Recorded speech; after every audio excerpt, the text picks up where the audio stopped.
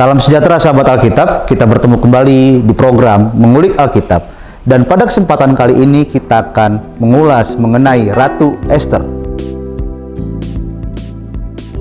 Ratu Ester adalah seorang anak yatim piatu yang tinggal di wilayah yang sekarang disebut Iran.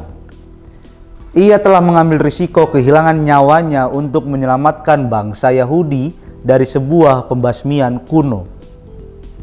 Pejabat Persia telah merencanakan untuk membinasakan seluruh orang Yahudi di Kekaisaran dari India di timur ke Mesir di barat.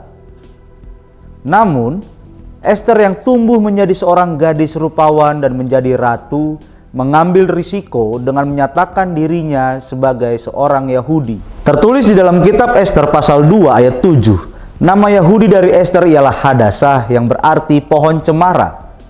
Nama Ester bisa jadi adalah padanan dari kata Persia Stara yang berarti bintang, walau ada yang menghubungkannya dengan Istar yang berarti Dewi Cinta Babel. Hadassah atau Ester dipercaya lahir dan dibesarkan di kota Susan, ibu kota kerajaan Persia. Gadis itu elok perawakannya dan cantik parasnya. Ketika kedua orang tuanya wafat, ia diangkat sebagai anak oleh Mordekai, anak saudara ayahnya. Mordekai bin Yair bin Shimel bin Kish adalah seorang Yahudi dari suku Benyamin. Kakek buyutnya, Kish, diangkut dari Yerusalem sebagai salah seorang buangan yang turut dengan Yekonya, raja kerajaan Yehuda, ketika ia diangkut ke dalam pembuangan oleh Raja Nebukadnezar, Raja Babel. Ester menikah dengan Ahasiweros. Ester masuk ke dalam harem raja karena permintaan Raja Ahasiweros yang mabuk pada akhir perayaan selama 6 bulan.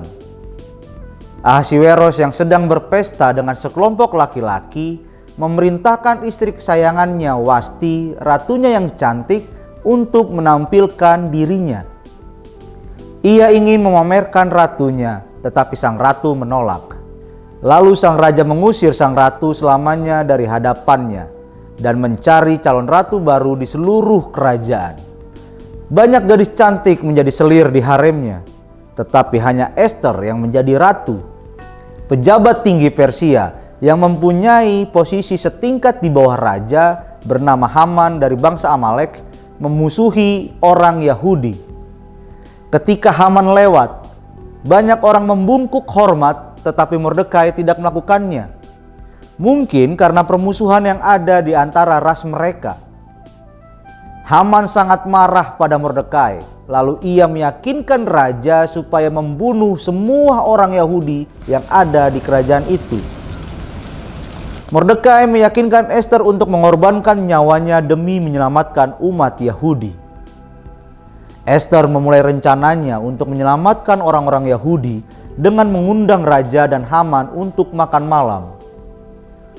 Sesudah makan malam, Haman memulai rencananya untuk membunuh Mordekai. Namun, ia bukannya membunuh Mordekai, melainkan harus memberi penghormatan kepada Mordekai. Ratu Ester memberitahu Raja Ahasiweros bahwa Mordekai adalah saudara sepupunya. Raja mengangkat Mordekai sebagai seorang pejabat tinggi di istananya. Lalu Ratu Ester meminta raja membuat satu undang-undang baru yang akan menyelamatkan orang Yahudi.